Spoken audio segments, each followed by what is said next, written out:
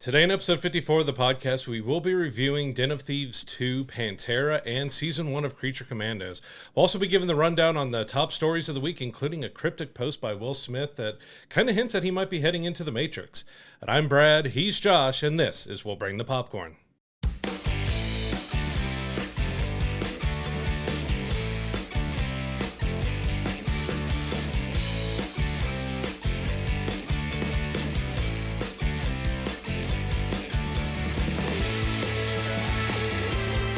Before we jump into the news this week, please don't forget to give us a like and subscription on YouTube. Hit that notification bell so you're getting our episodes when they drop every single Monday morning. As always, if you're listening in the audio realm, please give us a 5-star review. It really helps elevate the profile of the show. Also, go to willbringthepopcorn.com where you can get all of our archive footage, all of our past episodes. It also has our merch store in it, so you can continue to support the podcast in that way. Can't thank you enough for your continued support. And also, we want to take a moment this morning to just send some love and, thoughts out to the people that are being affected by the wildfires out in Los Angeles and the greater Los Angeles area. So much devastation and destruction that they're dealing with these wildfires. It's really affecting so many lives and communities. If you go to our YouTube video for this podcast, we will be having some links to some things that can help out if you wish to donate or help out to all the people that are affected by these things. Just a really tragic event. Our thoughts are with everyone in that area, and hopefully, things get better in the days going forward. Yeah, we just hope everyone is able to be safe and got out and was able to get away from the fires before it hit their homes or something else, or that it's staying away from your homes, because that's just devastating what's happening out there. And, there's no real easy way to transition out of that, but we wanted to head into our first news story of the day, which is about Will Smith put up a cryptic post on his social medias that, it was the Matrix computer screen, and it says, it talks about how Will turned down the role of Neo, which famously he turned down Neo to do his blockbuster Wild Wild West, which, that worked out perfectly for him. But yeah, he turned down Neo, but that post showed that, okay, what happened if Will never turned down Neo? And then it said, "Wake up, Will." So it's kind of curious to see, are they hinting there could be a reboot of the Matrix and they're going to have Will Smith in it? Are they going to do a special, little scene or something with him? It was kind of strange to see that, because of course Will Smith is much older now, as is Keanu, who famously played Neo. It's going to be curious to see if a project actually comes out of this, or if he's just kind of playing with something. Maybe there's an animated version. Maybe they're going to do another anthology or something of animated Matrix stuff, and Will's going to voice Neo or something. It's going to be really interesting to see if what comes out of this. Yeah, it's one of those classic Hollywood what ifs. Like a guy turns down a role, it winds up going to another actor, and it becomes this incredibly iconic role. Like, I keep saying I want to do a case study of the what if, do a whole what if episode on what if this person got this role that was originally intended or written for it and got offered for it first, and ultimately turned it down to either they weren't interested in the project or they had something else going on that they thought was going to be better. If it works out for them or if it doesn't, this is a classic case of it not necessarily working out for them the best. Wild Wild West did okay at the box office, but The Matrix obviously has gone on to become this global multi-billion-dollar movie franchise that obviously Wild Wild West never became. But it's interesting to see what would have happened had his career at that point, had he chosen to jump on and stay as Neo. Would the film be as popular as it is now if it weren't for Keanu Reeves being in it? I don't know. It's one of those fun what if scenarios to play. I don't know where this is all really leading with Will Smith. Will Smith is kind of, obviously, if you follow anything with the news with Will Smith, has kind of seen his career kind of almost, I don't want to say hit rock bottom necessarily, but he's lost a whole lot of the goodwill that he did have, where he was one of, at one point he was the can't miss bankable blockbuster summer movie star for years, and then now recently with all of his personal stuff and obviously the incident with the the slap at the Oscars and everything, he's really seen his career take a huge hit because of it. And I'm just wondering why he's teasing this all of a sudden, if he's got something in the works, or this is just one of those throw something out and see if people start talking to kind of manifest it, Or just kind of get his name back out there because he's got a project coming out or something else. Because, Wild Wild West was one that kind of, he was the box office king. If you were looking at the summer blockbuster, it was Will Smith. And Wild Wild West was one that kind of plateaued him there. That, he was climbing and going, then he did that. And it was overall, it's thought of being one of the worst movies ever made.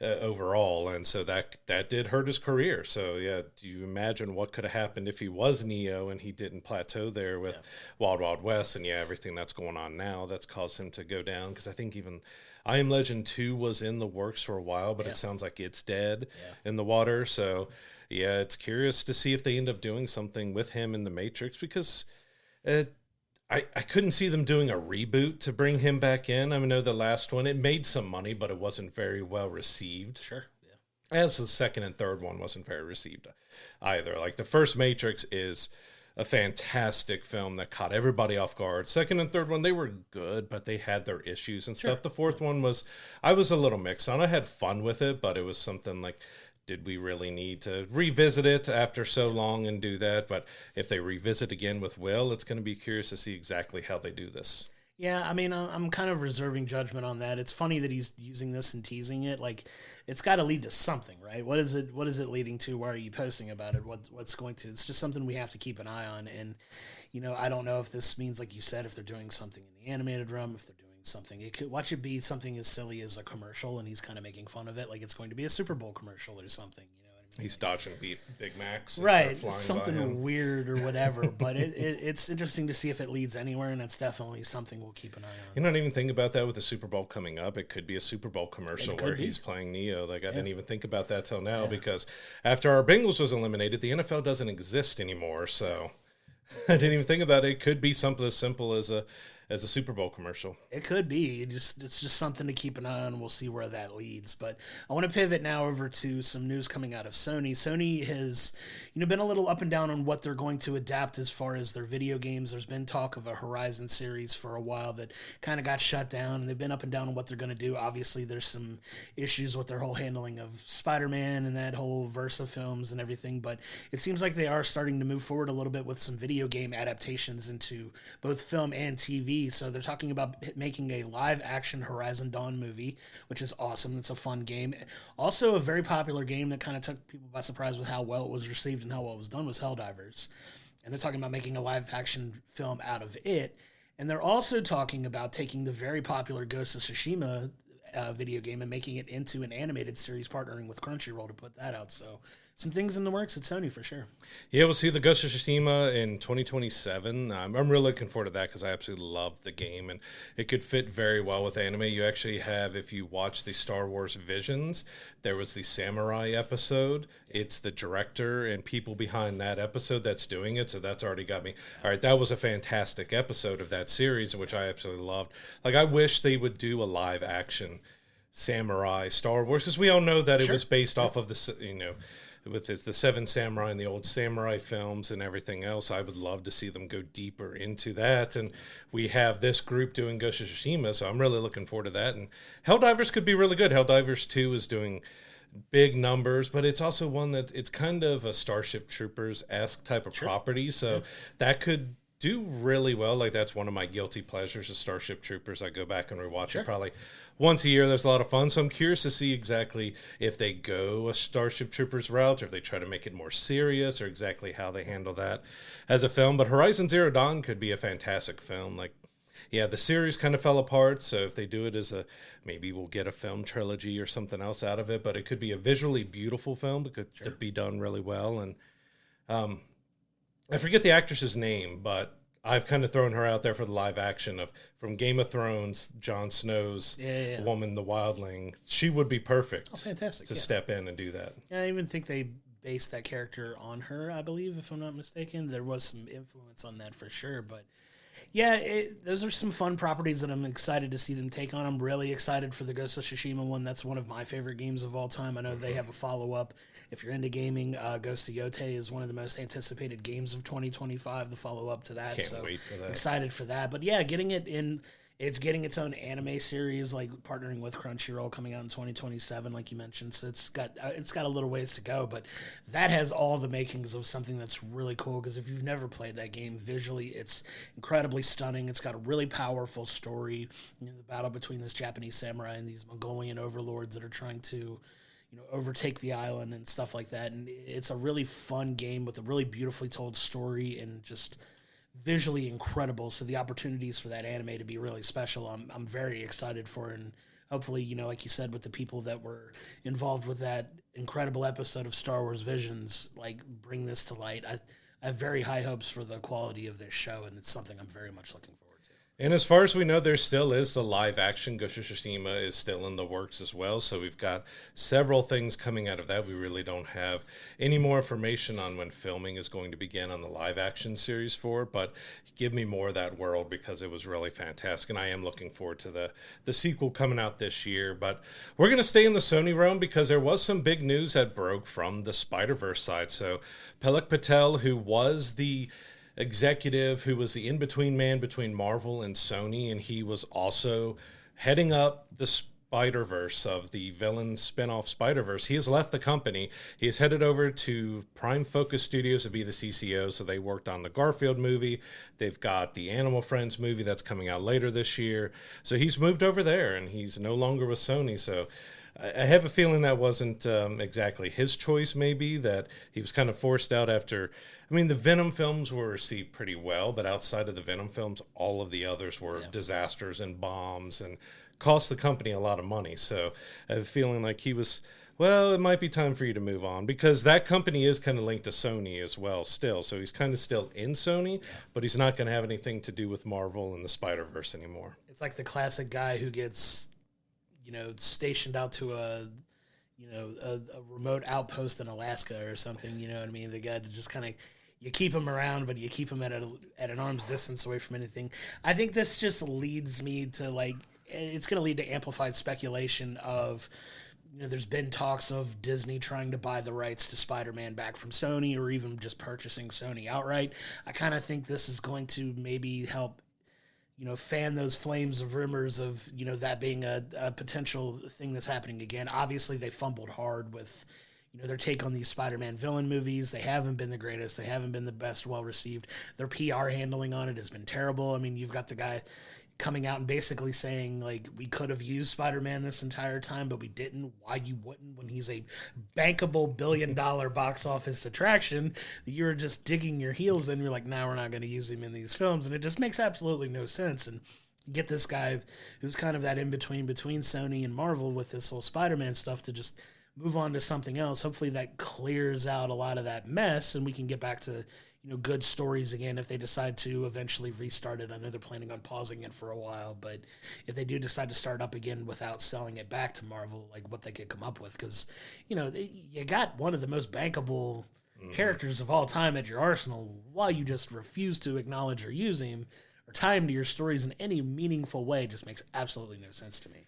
Yeah, and they tried to spin also here recently that Madam Web's failure was because of the media and not because it was a bad movie. And they didn't think that any of the movies they did were bad, which they weren't horrendous. I mean, Madam Web had a lot of problems. It was bad.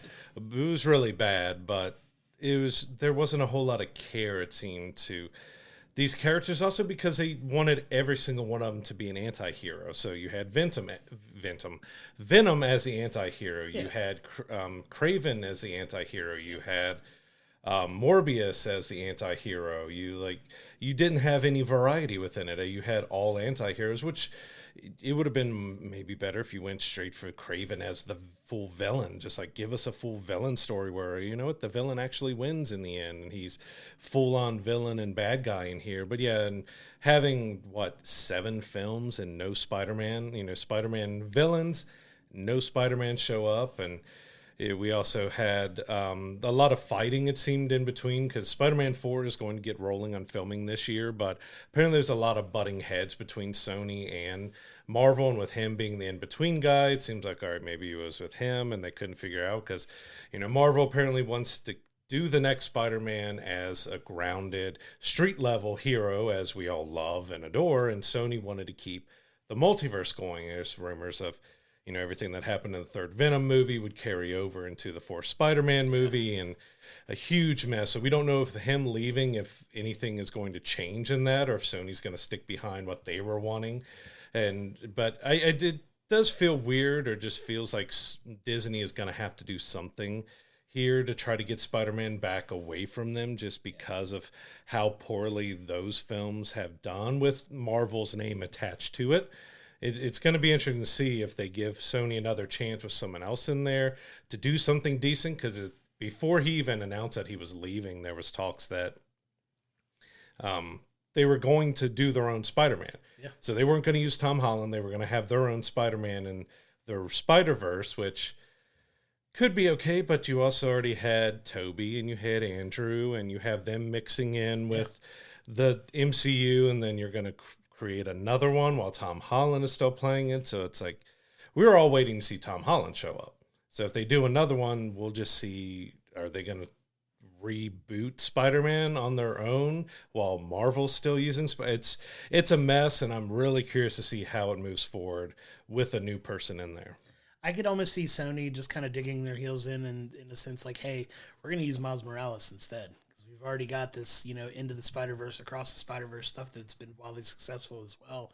Like, are we going to, like, instead of just using the Peter Parker Spider-Man, we're going to use a different Spider-Man. We're going to use Miles Morales instead. We've had Marvel teasing that Miles is going to show up in the MCU after the Beyond the Spider-Verse film comes out, which is the Sony property that they've done right with Spider-Man. Right, and I could see them like, okay, well, you can have Peter Parker, we'll take Miles, and kind of bank on that. Like, it's a whole messy situation in that I could see if that relationship really does go south, like with this whole new Spider-Man thing, if they decide to move on and move into the other.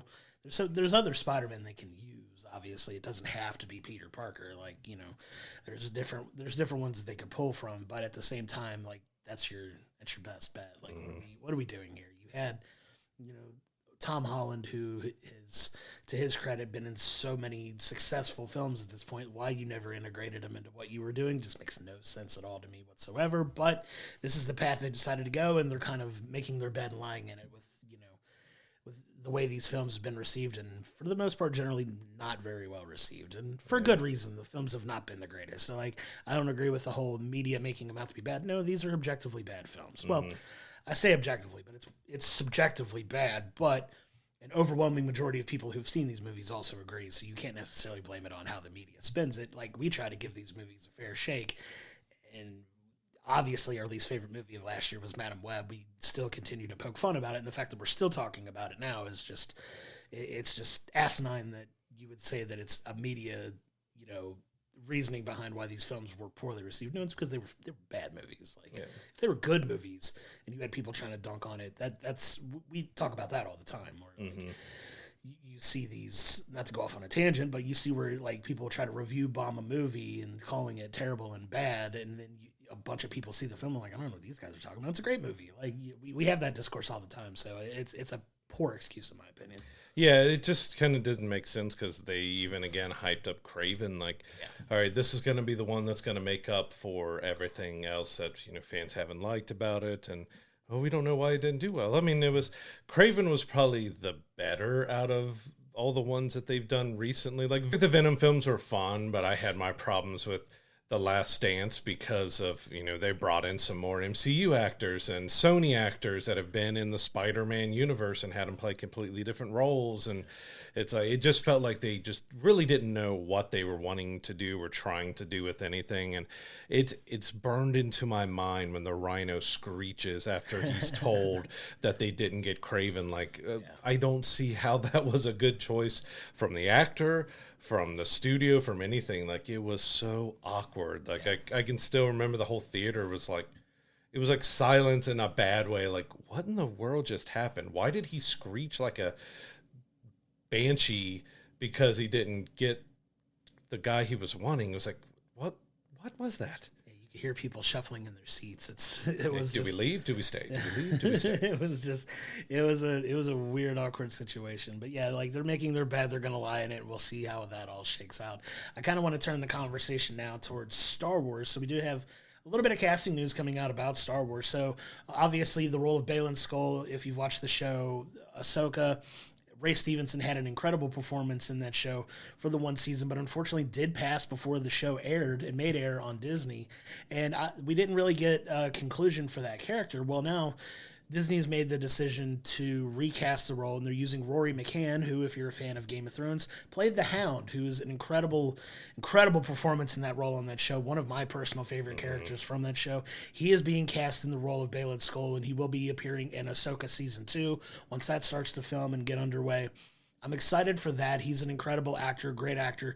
I'm interested to see how he takes that role and kind of hopefully continues the incredible performance that Ray Stevenson gave to that role before his untimely passing. But it's interesting to see they make that choice to recast that role, which means they weren't done using that character yet and plan on using him more in season 2, like, to continue the story, and I'm excited to see what they do with it. Yeah, we both talked about when the Ahsoka season 1 ended, like, exactly what are they going to do with this character, because they had the tragic loss of Rey, not only with his life, but he didn't get to see the love and the accolades that people gave for this performance, because he was fantastic. He really played it extremely well. It was a great character that we got, and it did leave his character like going off on a journey. He's got his kind of own storyline that was branching out from Ahsoka, and I'm happy to see that they're continuing it. And yeah, Rory is, I think I didn't even think of him being a choice to replace him, but it makes sense. Like, he is a great actor, and he has that same kind of gravitas that Ray Stevenson did, so he can really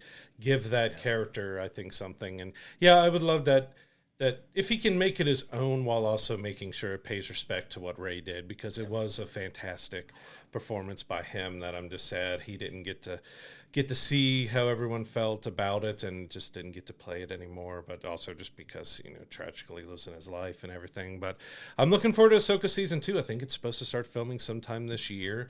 We might, I think, get that in 2026. So I'm looking forward to see how that goes, because we got the Mandalorian and Grogu. We don't know if the worlds are going to mix in that movie, or if they're waiting until their big overall movie that they're going to bring it back. But I think that's a fantastic choice to replace a character with Rory, that he's going to do a fantastic job of continuing Baylen on and giving us some great acting and some great forward progress for that character. Yeah, he was so good as the Hound in Game of Thrones. Like, one of my absolute favorite characters in that entire run was the Hound, and just the journey that he went on with his adventures with Arya Stark and the things that they did and everything that he got to go through. It was just such a well-written character, well-performed by Rory, and excited to see him take on this role and see what they do with Baylen in season 2, because he kind of did set off on his own journey, and you're like, okay, well, you could kind of leave that as a mystery and like never really pay that off, but apparently they've got big enough plans that they felt it was important enough to recast. So I'm excited to see the journey that Baylen goes on in season 2,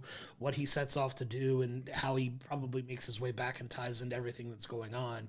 So obviously it's a big part of the story that they're trying to tell. So I'm excited to see that. I know they'll take good care of honoring Ray's work from season 1. But yeah, season 2 is going to be very, very highly anticipated on the show. Season 1 was very well received as well, and I know everybody's chomping at the bit to finally get Mandalorian and Grogu out in the theater, and to see that and see this next continuation of The Mandalorian, which is just, at the end of the day, one of these shows that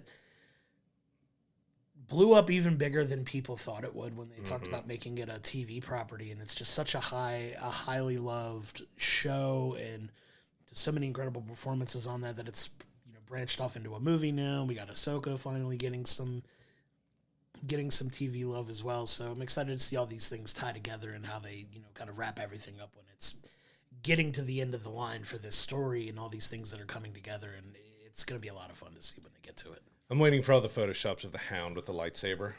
Just waiting to see all that. I guarantee you got there's him all something the like makeup that and just having him hold the lightsaber instead of a sword. I bet if I pulled up Google right now, I would see something of that sort, and it's going to be awesome.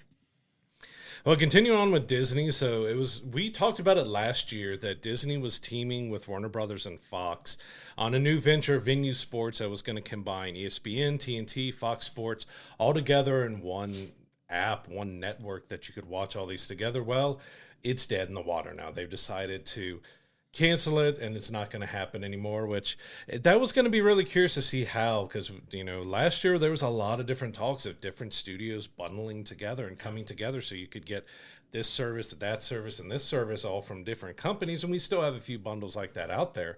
But it was interesting that they were going to try this with sports. Yeah, I mean Disney. If you have Disney Plus, they've already started integrating like ESPN stuff onto their platform. There's certain things you can watch already. There's some live stuff that you can watch as well. Especially if you have ESPN Plus, you can watch it on Disney Plus as well when you're with your accounts linked. I know they've already got Hulu integrated into there as well. Like Max is kind of doing their own thing going in with live stuff. One thing we didn't talk about is they are live simulcasting All Elite Wrestling that they have on TNT onto Max that you can watch simultaneously. So they're kind of also doing their own thing. I know we've kind of hyper focused here with like Netflix and WWE and Monday Night Raw being live on there, which had an incredible kickoff as well for live viewership for them. It did gangbusters too, which is awesome to see. But yeah, like these other places are doing their own thing too, because you can watch the live stuff on Max as well. Like it seems like they're just pulling it all in house and kind of figuring out how to make it to work on platforms that already exist, which I kind of get from I get these companies wanting to come together for another thing that they could potentially make revenue from, but it's just at one point is too much. You know what I mean? Or too many options a bad thing. Like it definitely muddied the waters, and I'm surprised that they went as far as they did and ultimately killed it, though. I wonder what the reasoning behind it was that they decided not to move forward with it. Was it just they couldn't work out, either revenue splits for all the services or, what have you? I don't know what ultimately made the call for them to kill it, but it's interesting that it never saw the light of day because they were pushing hard for it, from what I remember. The logistics seem kind of, because what if ESPN is getting 10 times the amount of viewership that Fox Sports or TNT is getting? What is their share? So like, even though Disney is outperforming, they have to share equally. Maybe Disney didn't want to share. We don't really know. Yeah. They didn't really give a reason. I know there was also talk from Disney that Hulu and I think it's Fubo TV are going to be combining their live services together. So Disney is looking to kind of, maybe that is the endpoint, that we may end up in the end only having Disney Plus, and like there's no ESPN app, there's no Hulu app, there's no anything else. I have a feeling, especially with how streaming is doing and how much money they're losing, all these separate apps that they've had with all the different subscription services are going to bring them in to one single app that maybe will help them with cost a little bit, and which will probably mean they'll jack up the price a bit more with everything. But I have a feeling like they're too spread out, and they're working to get themselves to a point where everything is contained in one app. So and maybe we'll get a rebrand and rename where it's not Disney Plus or something else, but it's kind of hard to go away from the name Disney when you have all that, because Hulu and ESPN, and you have all the other big names too. But I have a feeling in the end we're going to get all these services taking everything back into one. I've got the name for it already. It's Disney Plus. Disney Plus. That's what it's gonna be. Just taking everything and putting it under. We're just gonna add a little plus to it. And there you go. There you have it. There's your new service. Disney Plus squared. There's something ridiculous like that. But no, I get it. Like pulling everything in house makes sense. It's just, maybe they work on a tier structure on like reconfiguring, how, like what services you pay for, what tier you get, what you get with that tier kind of thing. I could see something like that happening. Bundle your bundle with another bundle so you can get another bundle to bundle all your bundles. All the bundles. You need them all. There's so many bundles. But I get it. That's something they could do that makes sense, I think. And we'll see what that looks like moving forward. The Hulu and Fubo, okay, that's fine. It might do okay, but I have a hard time seeing them try to put so much focus on things without trying to grow Disney Plus and making it bigger, because you see the things are already integrating, and it does feel like that's going to become like a one-stop shop. Like eventually it's going to be all in the live TV and everything like that. It's going to be like its own thing, and it's going to wind up costing as much as cable does again, and we're all going to be right back where we started, because that's how these things work. Yeah, and we'll see if there's forced bundles too, if you want ESPN Plus, you've got to do Hulu Live TV and stuff with that too. So they'll probably at one point come to a point like, all right, well, now it's going to cost me $100 just to get ESPN Plus. I'm like, all right, now I don't care about ESPN Plus anymore. Forced bundles. I see what you did there. Well played. Forced bundles. Well played. You really force pushed that on us. You know what I'm saying? But I want to get to our last news story of the day. One of our most anticipated films of 2025 is 28 Years Later.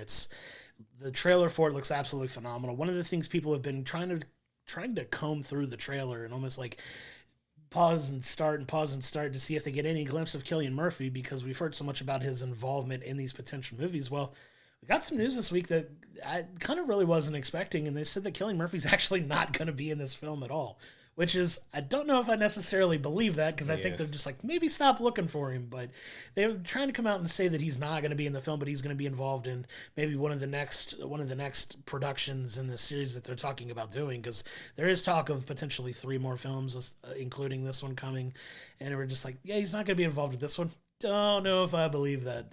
I believe that necessarily. Yeah, it seems like, all right, don't look here, look over here. He's not here because, in the trailer that came out, there was a zombie that looked like Cillian. Sure. We're like, wait, did they kill him off and they're bringing him back as that? And then you had the actor come out saying, oh, no, it was me who was this. And they're like, we were surprised that people thought that was Cillian and like this. So it does seem like a distraction of like, all right, don't be looking too much into it. Maybe because he's executive producing these, but they kind of already announced that he was starring, and now maybe his stuff got cut, or they just decided not to do it, or as I'm feeling the same as you, it's a distraction. Like, oh, he's not in this, so when you go see the movie, it's like, oh, there he is. Liars, dirty, dirty liars! You told us he wasn't going to be here, and now he's here. I don't know. Like, I'm looking forward to the movie anyway. Like, it doesn't make any difference to me whether he's in it one way or another, but it does kind of feel like a whole, like, pay no attention to the man behind the curtain situation. Mm-hmm. Like, he's not really here, but he's going to be here. Like, it's one of those where things like, why would you have him attached to this like that if you were just going to come? You would have said from the beginning, like, he was only going to be executive producing this. He's not going to make an appearance. It just feels a little off to me. And it was a weird story to come out where they're just like, nah, move along, nothing to see here, no Cillian Murphy, like, just enjoy this movie anyway, which I'm going to, but, like, don't tell me not to expect him when you hyped his involvement to begin with. Now you're telling me he's not. And it could be, like, a whole, he did film a couple things and it got cut because it didn't fit the whole story or whatever. Okay, but, until I see the movie, I'm not buying it.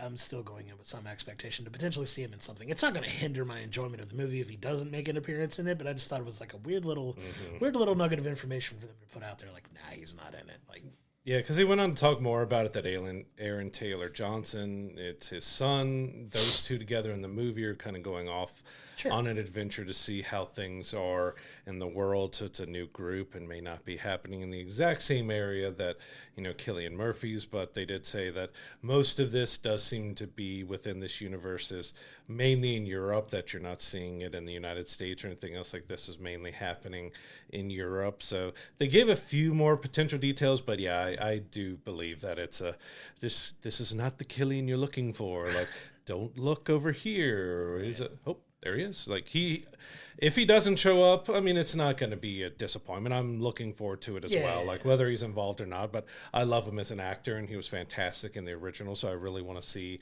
kind of where his characters. But I also am glad if they decided that they couldn't find something that really worked well for the character to bring him back, that they're not doing it. Like, they're not forcing him in there just to force him in there. So if he's not in it, I hope that's the case, is that they just decided, you know what, we just don't see the right logistic way to bring him into this world, maybe where we go in the second or third one, that we find that place that we could put him, but we're not going to force him in there. He's had 28 years to figure out where he can get from where they were to where they are.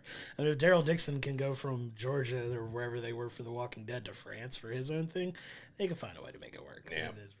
But it's fun. It was a fun little story to talk about, where they're just like, it's so rare to see studios come out or somebody associated with the movie to come out and be like, hey, he's not really that involved. So it kind of just makes you, like, perk up a little bit, raise an eyebrow to it, and just like, what are you getting at here? What are you trying to pull a fast one on us? We'll see. Like I said, I'm not going into that movie with that being my sole expectation from it. So if he's not in it, at the end of the day, it's not that big a deal to me. I'm still hyped as hell to see that movie.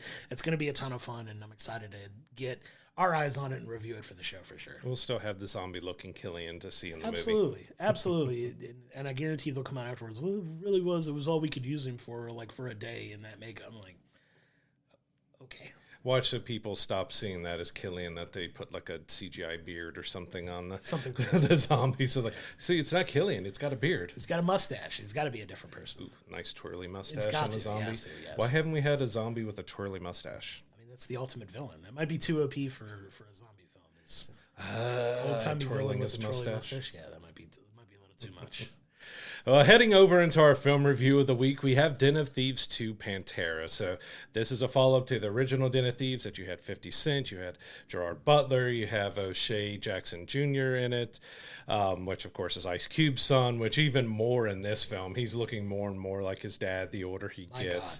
And this picks up not too long after the first film where Nick is still looking for O'Shea's character Donnie. He's kind of disappeared over into Europe and seems to be going after diamonds, and that's kind of the heist that he's going after now. But, Nick just doesn't want to give it up, and of course he doesn't have the jurisdiction to go over to Europe to kind of go after him, so he's working things to where he can make his way over to try to get his hands on Donnie and finally get this guy away, because if you saw the first Den of Thieves, kind of at the end of the movie kind of had a twist that you find out that Donnie was kind of the ringleader behind it all. Yeah. He was first looked at to being the getaway driver and just a guy who was being brought along and dragged along, but he was actually the mastermind behind it. Yeah. So we get to see a little bit more of that side of Donnie in this film.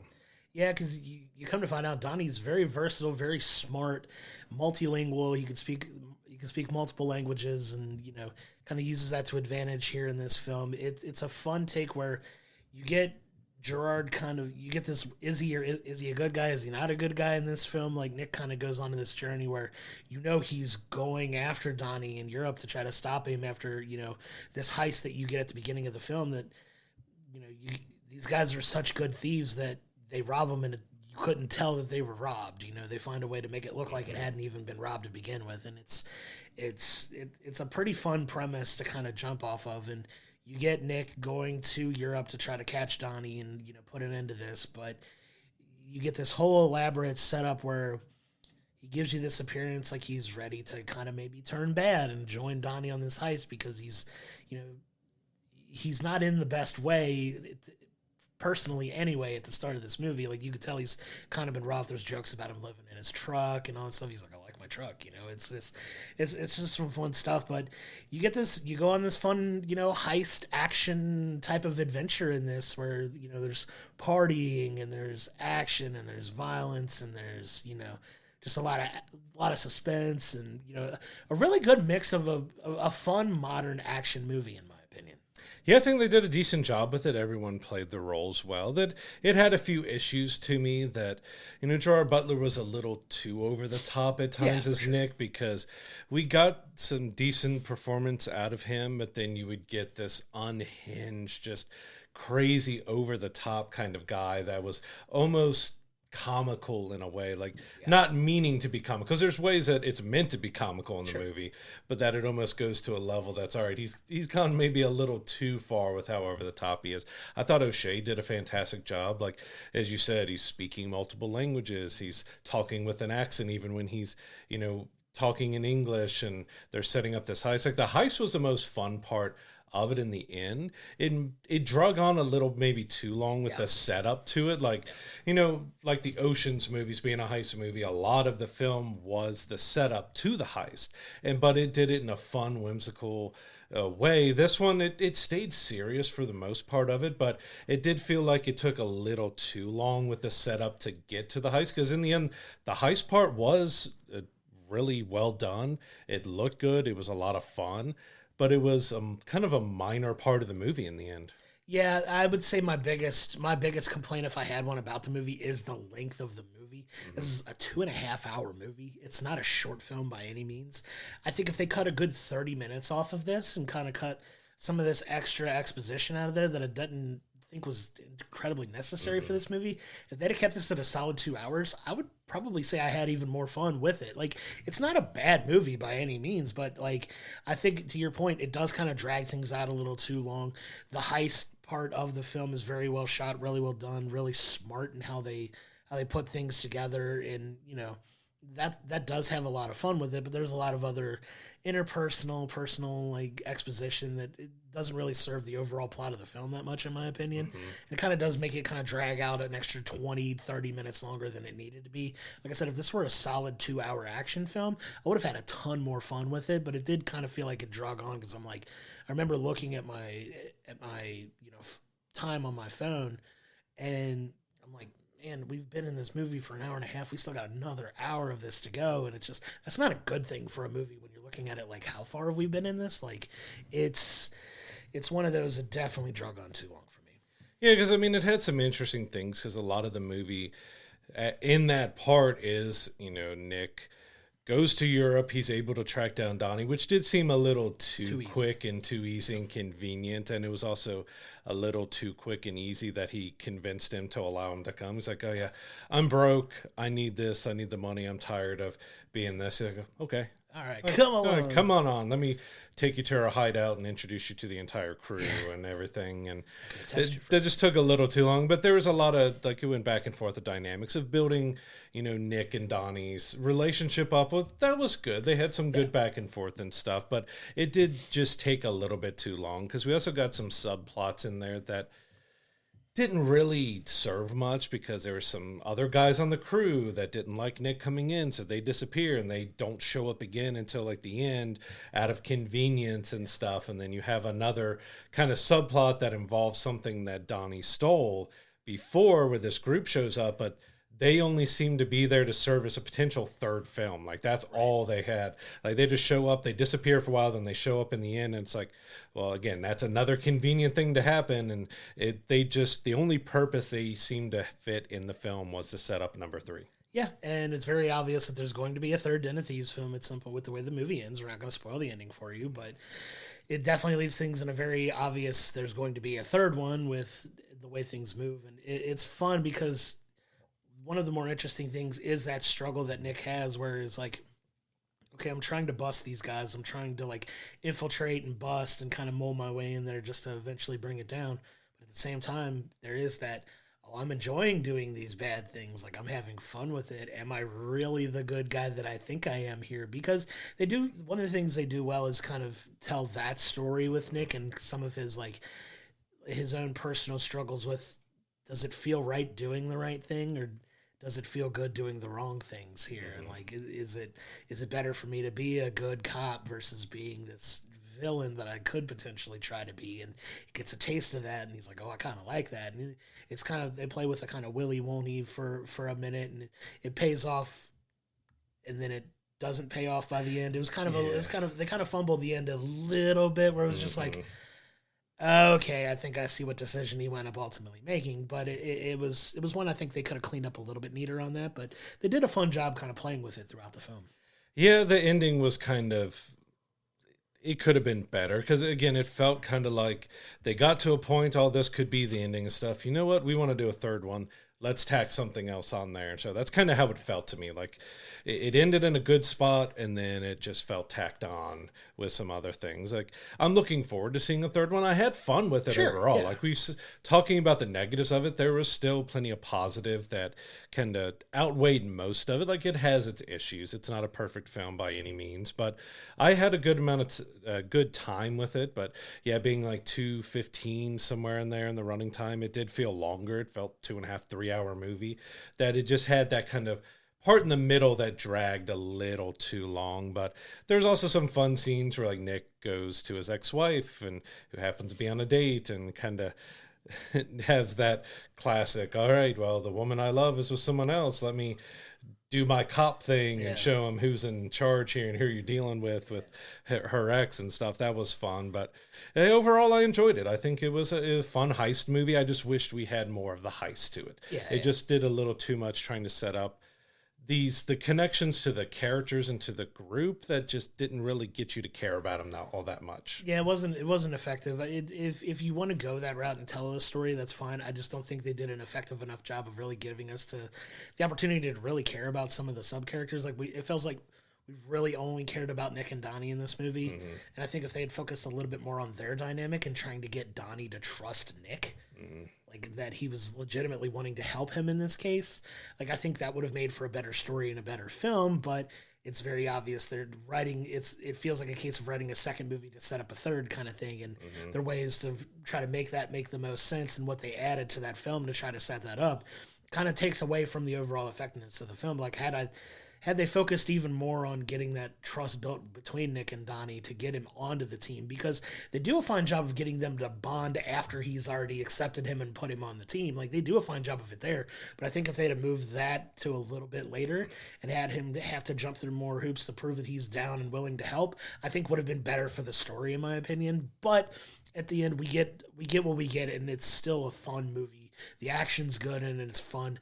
It's just the structure of the story, I think, is what I personally had the most of an issue with, and that's just nitpicking on my part. Not to take away from the fact that it's a fun watch. It's a very fun watch. I could see myself throwing this on a weekend while I'm trying to like do other things and have it playing while I'm like cleaning the house or something. I could see that coming on and being a potential one that you have like a Saturday or Sunday afternoon when you're trying to clean up, get ready for the next week. Like that's one that I could see being put on for sure. And it looked good as well. I mean, it was shot well. It had some good visuals to it and stuff. The action when it got to those parts was well done as well. Like, you had some car chases, you had the heists and stuff, but a lot of that stuff and most of it happens later on. So I'm the same with you. As the structure and how they handled setting up this story could have been done a little bit better, because it did drag a little bit. You didn't care as much. You should have had some more time of getting Nick to prove, like running little heist or doing something with him to prove that, all right, you're no longer a lawman, you're going in there. And we didn't even touch on the movie is called Den of Thieves 2 Pantera, because the group that ends up helping over in Europe is Pantera, but they're kind of barely in the movie as well. Right. They're kind of just, there's a lot of stuff in this movie that will introduce you to these people that kind of fit, and we don't do anything with them until like the very end, and we just bring them all back and like, here you go. Like, there you go. It felt like, it felt a little misleading with the title and how they were involved in the overall story. But, you know, like I said, it's very obviously setting up a third film. We get just so much fun and things, you know, that made the film wind up being enjoyable. So at the end of the day, Den of Thieves 2 Pantera it's a fun action film that has a little bit of structure, you know, story structure that could use a little bit more work, but it doesn't really take away from the overall enjoyment of the film, in my opinion. It has good action, the acting's good, and the storyline is not hard to follow along with. At the end of the day, I would give Den of Thieves 2 Pantera a 6.5 out of 10. It's not a terrible film, it's not a great film, but it was fun, and I wound up enjoying it more than I thought it would. I was really kind of going in with some really low expectations, but I wound up enjoying it a little bit more than I thought it would overall.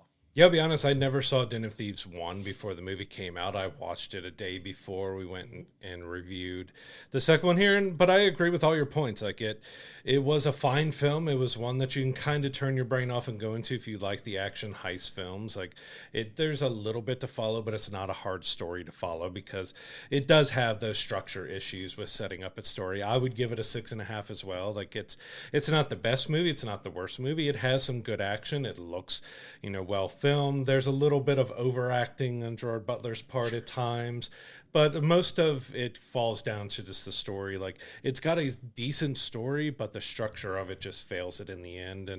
But I think it's well worth watching, and there is an Easter egg for Ice Cube in there, so if you pay attention, and it's a pretty obvious one if you know Shay's dad and you know Ice Cube and stuff. It's a pretty obvious reference they do, but that was kind of a fun little Easter egg that they threw in there. So be on the lookout for that. Yeah, for sure. It's a fun film. He looks so much like his dad in this one. That was kind of the biggest takeaway that we had coming out of this movie. Like, yeah, we like the movie, but my God, he's looking more and more like his dad in every film that he does, especially in this one, because he definitely bulked up. He bulked up for this movie too. Like, he's getting bigger, getting stronger, and it looked like it paid off for him. But he does look so much like his father. He gives some of his dad's looks. He does. He has some of the facial expressions and the mannerisms and stuff like that. It's really cool. But he's really coming into his own as an actor too, and it's fun to see because he's been in a lot of fun things. But Den of Thieves 2 Pantera is in theaters now. We can't recommend enough going and checking it out. It's a fun action film that you can go and just kind of kind of lose yourself in the fun of the story for a couple hours in the theater. Well worth your time to check out. Yeah, so if you go and watch Den of Thieves 2 Pantera, come to our comments, come to our Discord, talk to us about it. We'd love to talk about it a little bit more and see if you kind of had the same thing that we did about that. It could be a fun movie, but the structure had its issues. Come to our comments, come to our Discord, let us know what you thought about it. So now we want to move on into our TV review of the week. We have season 1 of Creature Commandos. This is the first James Gunn-led property in the new James Gunn DC universe. It's an adult animated series, which is basically about, think of the Suicide Squad with monsters and, different non-human people with abilities and, even some humans with some different physical deformities. And of course, Rick Flag, who, if you've followed Suicide Squad or Peacemaker or anything like that, you know who Rick Flag is and you're aware of who he is. Played wonderfully in this and voiced wonderfully by Frank Grillo. Love Frank Grillo, obviously. But you get this full season. It's 7 episodes. It's out on Max now. We're kind of going to talk about what we liked and what we didn't like about the first season of this show. And in my opinion, it feels like this isn't the end, especially with the way they left it off. Like, you're going to see more of this moving forward. But how did you feel about James Gunn's first, venture into DC with this adult animated property? I had fun with it, but it did have some issues with it because it did feel like, okay, this is just a Suicide Squad with different members. Like, sure. It's got different names, and I know these are pulling from the comics and stuff as well, but it didn't do a whole lot outside of what we've already seen with the Suicide Squad to bring something new. Like, I had fun with it. I'm not saying I didn't enjoy it at all. It was a very enjoyable ride, and it felt very short, though. The 7 episodes, it felt like it ended right when it was really starting to get good. Agreed. It has already been greenlit for a second season, so we are getting more of it. But this is also one that's interesting because James Gunn did say that if someone voices a character in an animated property going forward in the DCU, they're going to play him in live action. So, like, Frank Grillo is showing up as Rick Flag Sr. in Superman, but there's already people pointing out the differences. He was doing another film at the time, or TV series, and he couldn't dye his hair because in the animated series here, he has grayish white hair. In Superman, it's already shown that he's got his regular brown, black hair. Mm-hmm. So there's already people pointing out there's already continuity issue because his hair color's the difference. Well, the actor couldn't dye his hair for the movie, so like maybe we get that. But I had fun with it overall. It was very dark and very graphic. Like it had some very graphic violence. I think David Harbour showing up as Frankenstein in it was a lot of fun, even though that's just they made Frankenstein's monster like even more messed up. Like it's got a lot of adult situations, especially revolving the bride and Frankenstein and Dr. Frankenstein and everything in there. Like that whole thing was like, okay, they're going there, and it doesn't hold back from doing anything. You've got a GI robot who just wants to kill Nazis, and all he cares about is there a Nazi? Is there a Nazi? Nazi? Are you a Nazi? Like, yeah, J-Robot was my favorite. He was fun. Like, that was voiced by Sean Gunn, who also comes back as Weasel. So this does kind of pick up right after James Gunn's Suicide Squad movie because we get Amanda Waller, who's still voiced by Viola Davis, kind of talking to Rick Flag about, well, they won't let us use humans anymore, but these aren't humans. And we do find out Rick Flag Sr. is kind of torn up a little bit because his son has died, which if you've watched James Gunn's live-action Suicide Squad movie, you know what happens there. But there was an interesting dynamic through it all. There were some characters that I get why they were in there, like Nina, but she didn't like fit in. Like I get what her role was among them, but she was like a big... I don't know, she didn't fit with anybody else. You get a pretty tragic story. Like, you get a lot of the backstory on these characters, and most of them are pretty tragic. Like, especially Dr. Phosphorus, who's Alan Tudyk, who is always fantastic. He also gets to voice an old character that he's still voicing on another cartoon that's not in the DCU. It won't fully give away because he's voiced a million different things. But the voice cast was fun overall. I just think it was hard for me to not see it as like, okay, this is just another Suicide Squad property. Yeah, I mean, to kind of give people who haven't watched it yet kind of an easiest way to sum this up is you get 7 episodes and there's a linear story that plays out through all 7 episodes, but each individual episode is like a focus on one of the members of the team. So you get kind of this which is nice. It's a nice way of telling a season of a whole story throughout a season. Is you get this baseline situation where our team here is going to this foreign country. It's going to Palisades, I think is what it's called. I forget the name of it, but to kind of protect the leader of this nation from Cersei, who is out to kill the leader of this nation, and they're going out there to kind of protect her. And you have that whole narrative that plays out through the entire season, but you get each individual episode is a look into the backstory of one of these members. And what I actually do appreciate about this is they get you to care about the characters enough, but they're not afraid to kill off a couple of characters in the show too. Like a couple of our team members don't make it through the season unscathed. Like they're not afraid to kind of keep you guessing in that sense, but it is a very dark, it is a very graphic, violent, sexual show. Like there's a good mix of a little bit of everything, but I think all the stories are coherent and told well enough in a way that it's easy to follow. You're not going to get lost in what's going on. But they do a good enough job of getting you to care about all of these characters and some of all the tragic backstories that all of these people do have. Because at the end of the day, these all are considered criminals, and you get how they get to where they're at. And some of it is through very tragic circumstances. Some of it's through just sheer, like, awful things that they've done to get themselves into this situation where they're in this, in this prison and they have to be part of this team. But yeah, it does start to throw some very obvious parallels to the Suicide Squad, where you have, the button that can control all of them to kind of, force them to comply kind of thing. But it was a fun show. I had a good time with it. I agree with you. Like, I don't feel like it really hit its stride until about 2/3 of the way through the season. And I think they've really found their voice by then, but it was a fun ride to go on throughout the entirety of it, in my opinion. Yeah, I said it felt like it just right when it was getting good and getting into the meat of stuff, it was over with. And I was like, wait, I don't have 3-4 more episodes to watch here. So sure. I'm looking forward to season 2, but it did feel like it maybe needed a couple more episodes just to kind of flush it out a little bit more. Like it ended in an interesting place that leaves us with more going ahead. And we also got some, interesting things that they decided to do, that Cersei gives Amanda Waller kind of a look into the future that shows her why she's going after killing the princess. And we get to see a look at kind of a future that we've seen like Avengers Endgame, where, Tony Stark got to see a potential end where all of the superheroes and stuff are dead. Well, we kind of got our DC equivalent here, that we get to see Wonder Woman and Superman, who is in the style of the live action Superman that's coming out, because they are connected. We also got a little look at Batman, which James Gunn tried to say we kept him in the distance because we don't have anything said on how he's supposed to look. But it was an interesting, because James Gunn has been so adamant, like, we're not green lighting, we're not doing anything unless we have a finished script that we're good with, and then we'll announce and we'll go forward.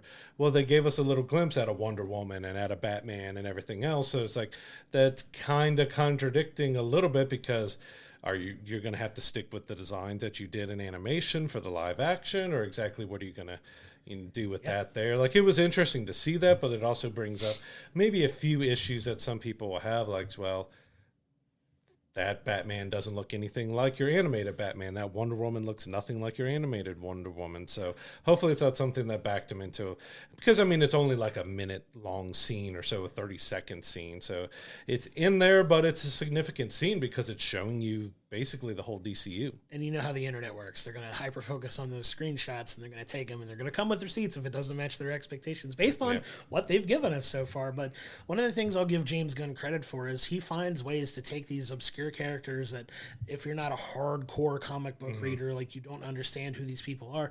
And he does a good job of filling information in and getting you, like, background on who these people are and why they do it. He did obvious gangbusters with it with the Guardians of the Galaxy, who are among the popular Marvel properties now, but they weren't at the time when those movies were getting made. People are like, why are they taking this very small niche group of characters and building an entire franchise around it? He knows how to do it. So he does an effective enough job here giving you the background of these characters and things that happen to them and why they are the way they are. And you kind of go through this whole season-long story here at Palisades. I know it's probably wrong and I'm going to get corrected for it, but it's a fun show. I had fun with it. Like, it did. It's not very much not meant for kids, and I love that they're not afraid to go there too, because it doesn't always have to be catered to young audiences here, and they make it very clear from the beginning. This ain't what this is geared towards. Yeah, there's some sex, some nudity, and graphic violence. There's a little bit of everything in this. It's definitely not one to watch with the family, that's for sure. But if you're into these types of things, it's pretty well done. I will give it some of its flowers, like you said. It's not without some of its issues, but my issue with it as well is the lack of enough episodes for me, because there's 7 short episodes. The longest episode, I think, is like 26 minutes, like of all 7 of these episodes. So it's a very quick, easily bingeable watch if you're on the fence on whether or not you start it. If you can carve out 3.5 hours, you can get through the entire season. It's not a difficult watch by any means at all. So it's one almost the length of, if you got time to sit down and watch Avengers Endgame, you've got time to watch this season. And it's an easy watch, and I'll appreciate it for that. But at the same time, he did leave me wanting more, which I know sometimes we're like, good and bad. Like sometimes we want that and sometimes we don't. But in this one, he does leave us wanting more. Whether it's a good or bad thing, I'm still kind of making up my mind about it. But yeah, I am excited for season 2 to see where it goes. You get, obviously, lightly spoiled it. There are team members that don't make it to the end of the season. You kind of get some new ones introduced that could be part of the team moving forward in the next season, in the direction they go. There's going to be some familiar characters that get introduced in that reveal that you're used to seeing, and along with a couple of them that you're like, okay, what's their story going to be? And that's going to be part of the adventure that you go on. So good for him for kind of leaving a little bit of mystery in there to kind of get you on the hook, hopefully to come back with a meatier season 2 and see where they go. Yeah, in the end, Creature Commandos Season 1 was a fun adventure back into the new DCU that James Gunn is doing. It was well animated. It was well voice acted. There's going to be some people who are going to have trouble with it, just not seeing it as a Suicide Squad clone. Sure. Because, I mean, it is very much a continuation of the Suicide Squad, but with monsters. But it is very graphic. It is very dark. But it was a fun ride overall. I would probably give it a 7 to a 7.5 in the end. Like, I enjoyed it. I just wanted some more episodes to flush out the story a little bit more, because it left me wanting more, which is good and bad, because we don't know how long it's going to take to get to season 2. And it's going to be really interesting to see how this storyline that it introduced is going to play out throughout the rest of the DCU and live action. Yeah, I would agree with that. My initial thoughts were a 7 out of 10 as well, because I don't feel like they gave us enough, if I were to say. Like, it is a short season. Like I said, it's only about 3.5 hours long, the entire season in totality. Now that it's out, go out and binge watch the entire thing. It's worth a watch, especially if you're going to find yourself invested in DC. I think if this is the way James Gunn kicks off his DCU, I think we're in for a potential treat moving forward, because it is fun, narrative-wise. The animation style is really cool. They're not afraid to touch on some very dark, serious subject matter, and, not really pull any punches there, which I kind of appreciate. You get this raw, grisly, stories that you get out of this, and they're not afraid to amp up the violence, that's for sure. And it's something that could potentially bode well for the DCU moving forward. Like, you're going to get kind of a little bit of everything, it seems like, and that's kind of what we want. You're going to get some of your more family-friendly stuff, and you're also going to get this very dark, adult-oriented content as well that, James Gunn did a good job of bringing it on. So I'm excited to see where they go next. And I agree with the sentiment of some people are going to have issues just saying it's a cheap Suicide Squad knockoff, which kind of isn't, because they're kind of their own characters. But the premise for them teaming up is pretty much identical to the Suicide Squad. So I get where the parallels are, but that's kind of where they end, because you get these creatures with some really cool, interesting, fun backstories that they decide to tell in this season. And it's definitely a fun watch, in my opinion. And it's kind of interesting to see how they're going to stage all this stuff, because we're kicking off the DCU with this, and the next one is the live-action Superman. So you've got something dark, grisly, very violent, very adult, and Superman from the trailer is looking like it's more bright and colorful. Like, there's some darkness to it too, but the tones look completely separate and different. So it's going to be interesting to see how they pair and bring those worlds together, because I already mentioned, Rick Flag Sr. from the show is going to be making his live action debut in the movie. So those worlds are connected in a way here. We don't know if we're going to see any of the Creature Commandos show up. Maybe we'll get the Bride or something, like get a look at that, but we know at least one member, maybe Amanda Waller, will show up again as well. So they are going to be connected right away to Superman, and it's going to be interesting to see how they can weave the darker, more violent stuff in with the kind of, I guess I would say, more lighter. And the Superman's never been like a gory, crazy, over-the-top character, but Creature Commandos was. So it's going to be interesting to see how he merges those together. Yeah, it's going to be fun to see how they play out. It'll be fun to see how he builds this entire universe and build these worlds with interconnected stories. And this is a fun way to kick it off, in my opinion. Yeah, so Creature Commandos can be watched, all 7 episodes on Max right now. They're all out there for you to view, and we recommend seeing it. It is definitely not meant for kids, so if you don't want your kids seeing some graphic violence, that's not for them. Yeah, of course, and if you watch it, come talk to us about it. Like I said, leave a comment in our videos, come to our Discord and have that conversation with us as well. Let us know what your favorite parts were of the show, what parts you didn't like as much, and let's have a conversation about it. So coming up this week in theaters, we have Wolfman. So this is Blumhouse's version of the classic Universal monster. If you've been to any R-rated movie in the last probably 6 months, you've seen the trailer for this. And it's finally dropping this week. We also have September 5th and I'm Still Here. So 2 vastly different films from Wolfman, but that's what we have on deck for theaters this week. Yeah, I'm excited for that. Wolfman has been one that you and I have talked about, looking forward to for a while. Love the dark, the dark tones in the trailer. It looks a lot of fun. I'm excited to go check that one out for sure. And if you don't want to be spoiled, there have been clips released of the transformation, the look of the Wolfman, because they've kind of hidden that in the trailers. If you don't want to know about it beforehand, when I saw that pop up, I'm like, nope, I'm going to wait till the movie. Make sure you avoid any clips before you go see the movie, so you don't have that transformation spoiled for you, because that's one of the parts of the movie you're waiting for. You're waiting to see exactly what the creature looks like. Yeah, it looks like a lot of fun, and I'm excited to check that one out. On the streaming side, we have Unstoppable on Prime Video on January 16th. And then on Netflix, we have Back in Action on January 17th. So that's a return of Cameron Diaz. This is our first project in, I want to say, like 10 years or something. It's the first thing she's done with Jamie Foxx.